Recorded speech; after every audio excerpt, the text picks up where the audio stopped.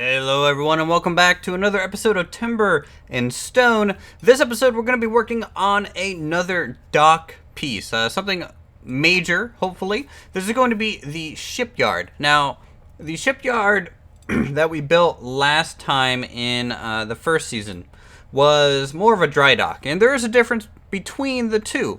Shipyards tend to net be at or below water level. They're actually usually slightly higher, and then they have a ramp down into the water because they don't actually, obviously build the ship in the water itself. So they are free to build it upon land, and then they usually roll it, I guess back in the day, atop logs, and it kind of just rolls naturally down into the water.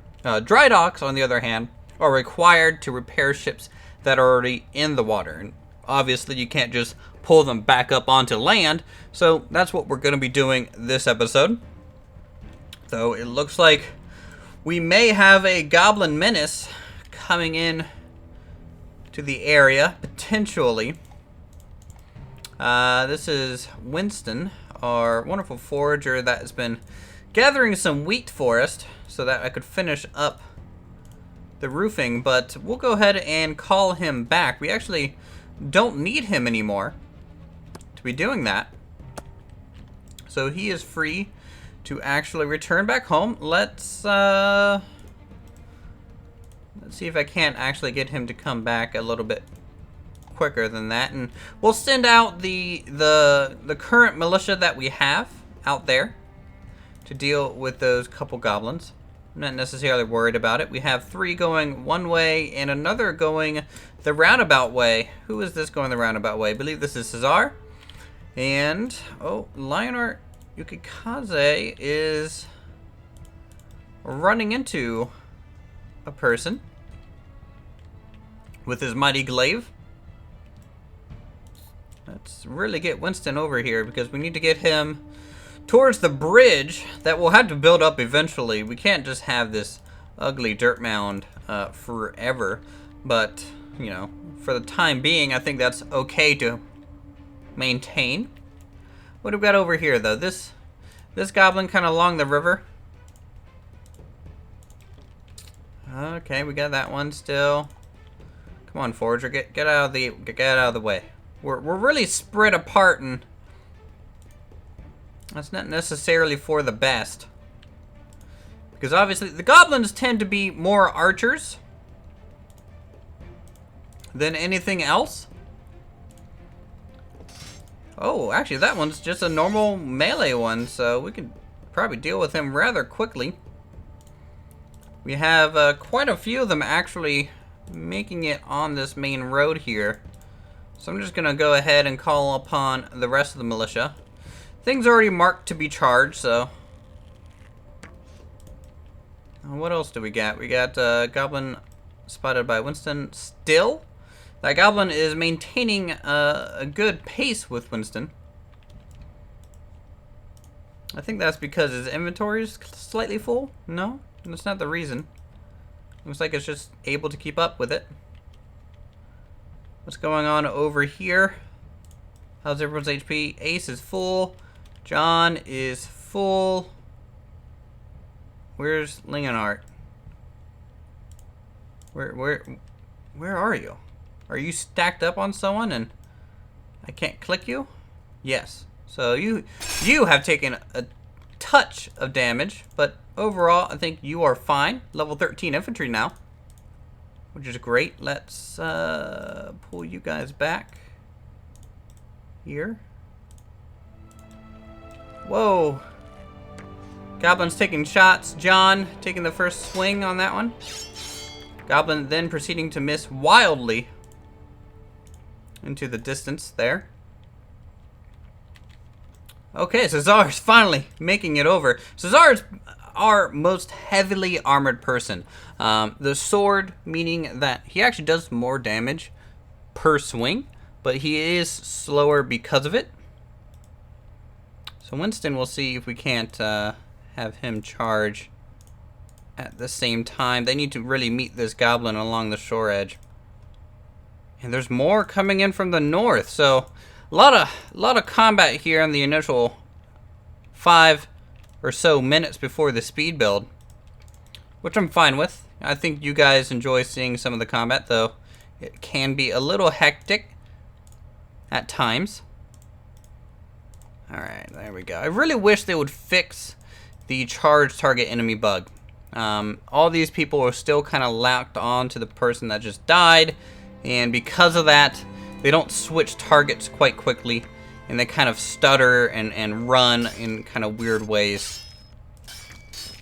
Okay, so that one's taken care of. Let's pause for just a half second. Make sure everyone's HP is okay to take this arrow. Yeah.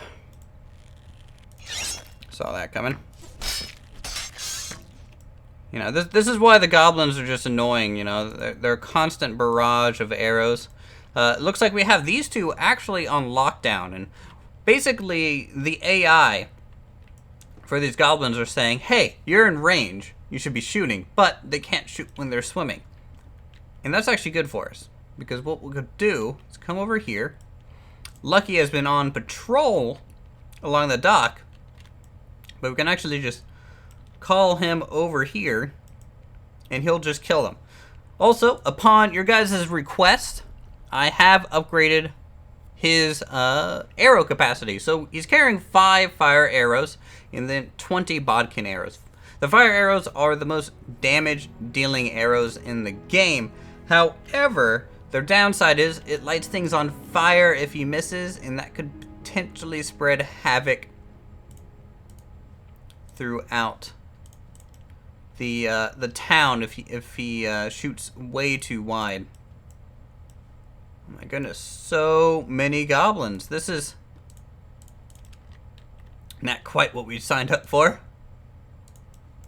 Alright, you need to go down there all the way.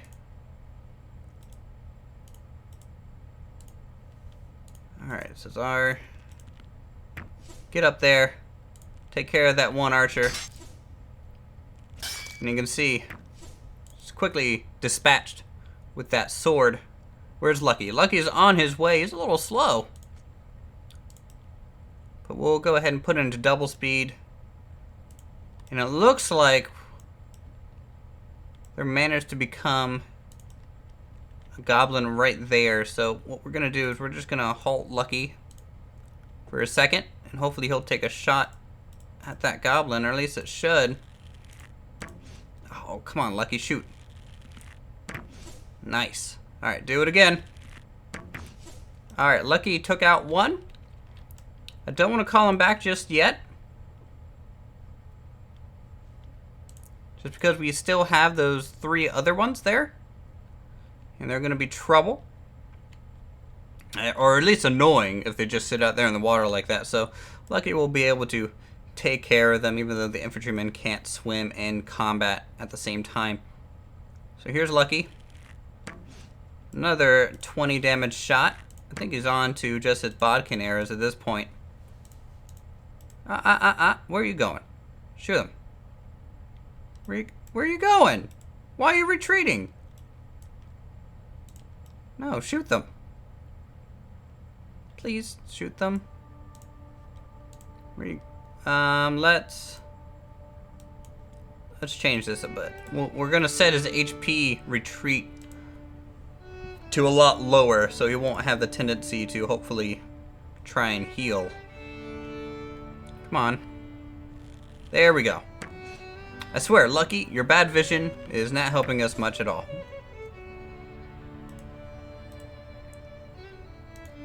Oh, another one coming from the seaside. Ugh. It's like a constant...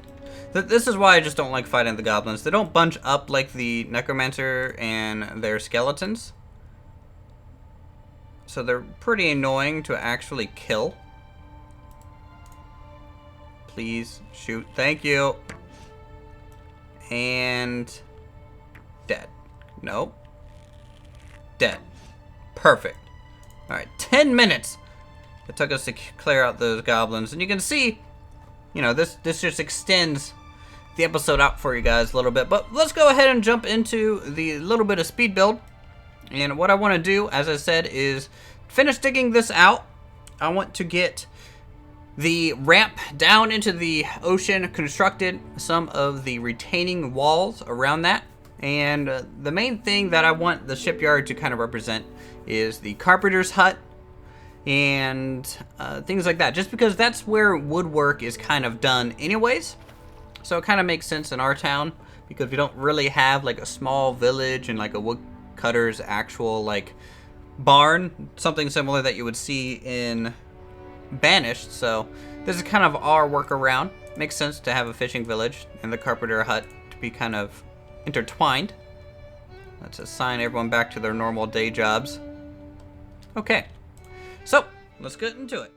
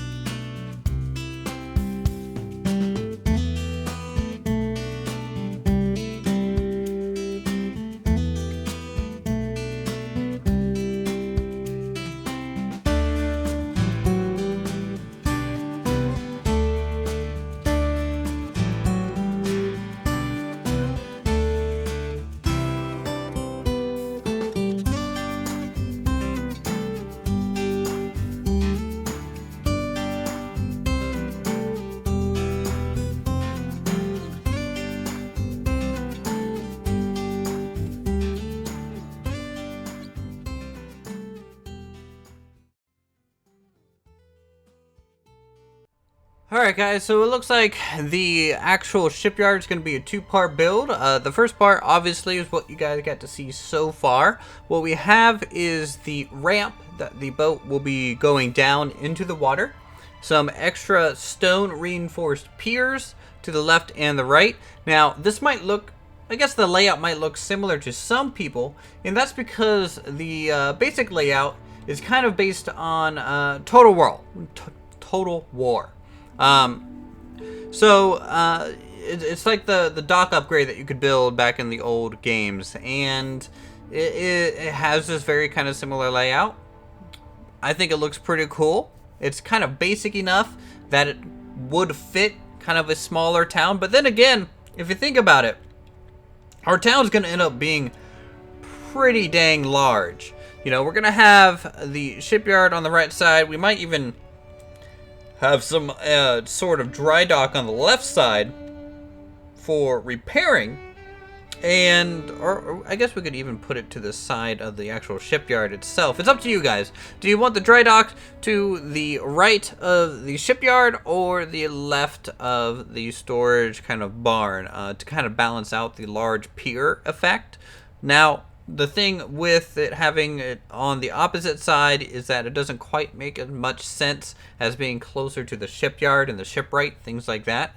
So maybe we'll just extend the pier out this way, and then over the left side we'll just have standard docks, things like that going forward. And you know, it will probably end up matching the overall town, because if you think about it, this town is maybe not even a quarter of its total size that I'm planning. I'm planning to probably take it to about here. And if you think about it, that's about the size of the first season in terms of city limits there. And, you know, everything else will be a little bit of farmland around that. So, you know, we'll slowly upgrade from village to an actual proper city at some point, and maybe the dock will fit a little bit better then. But I do want to make sure to get the shoreline basically finished as we move forward into the rest of the structures. So I hope you guys kind of enjoyed that, and I'm going to leave you with kind of filling in the water around here. Now, obviously, it took a while to dig this ditch, and this is also why I'm kind of hesitant, or I want to shy away from doing canals, things like that. It's a big time sink in terms of digging the land out and keeping the water at bay. So right now, I have no plans to do any canals, but who knows? That might come up if I feel so inspired to do so. All right, now the best way to do this is start at the bottom, and you're going to fill it up from the bottom up. If you just cut the top layer, you won't be able to actually delete anything underneath the water. So let's go ahead. We'll take this up like that. Okay. And we will go along this side here. Bloop. Bloop. And I have it on pause because I wouldn't mind having the whole thing kind of fill in at once. I think that'd be a pretty cool effect here on camera for you guys. So, bloop. We'll just delete each kind of square that we made to hold back the ocean. And you can use this to infinity, basically. We could even technically extend the land if we wanted more land to work with. We could use this method of using scaffolding to push the water back by slowly kind of digging downwards to it. There we go. And if you have to make an artificial island, that's actually kind of a tall task as well. So, you know, just keep that in mind when you're kind of thinking of your projects. All right, there's that. And now this one. And this one. And this will actually return everything back up to sea level. Now, the reason we have steps instead of slopes at and below sea level is actually because these slopes aren't going to fill in half with water and half with the terrain, and so there's going to be an air gap there. And so what I do is I use a normal block because that's going to sit flush with the actual ocean and look a little bit better and continue that kind of slope at that same angle. So that's why it's kind of like that. So let's cancel the line and hit play. There we go. It's going to lag a whole bunch as it tries to load in all this water real quick, but we can deal with that. There we go. Perfect. Look at that. And the nice thing is the foundation goes all the way into the ocean, and I think that makes a nice effect. You can see it kind of fade down there. Unlike the fishing piers where we're not really doing that. It's more or less just sitting on top of the water here, which looks okay with the smaller wooden ones, but this stone one just sat right at the water level and was air underneath of it. It would look weird from a distance and wouldn't look quite right. Now, obviously, the platform of the shipyard is raised up above the water line quite significantly. You know, this allows the ship kind of to roll in, and most ships actually get launched from the side. From the videos that I have seen, I don't think I've ever seen a ship get launched directly backwards. But then again, I haven't looked specifically for that information, so it might be possible. So our ships are going to actually be this long. And that fits about the scale of the small fishing village. So this is, you know, to maintain and build small ships, things like that. We might build a partial one kind of here in this sand pit to kind of represent something being constructed. We'll need cranes. We need to build the carpenter's workshop addition onto this thing. And also the engineer's addition is going to be attached to this basic framework. So we need to get the framework established to get the scale of everything else going to be attached onto here. Of course, the shipyard itself is going to be pretty open and be surrounded by buildings, creating kind of like a horseshoe effect around there. It'll also boost up the foundation of the other structures. So as we, you know, move backwards continually, the buildings are going to get taller and taller, or at least perceivably taller and taller. Anyways, that's going to be us for this episode. If you guys enjoy Timber and Stone, feel free to subscribe to my channel for more creative goodness such as this. Go ahead and hit that like button so I know you guys want to see more. Leave a comment down below for town citizen kind of names so you guys can be part of the experience, and hopefully I won't get you killed. And until then, I'll see you guys in the next episode.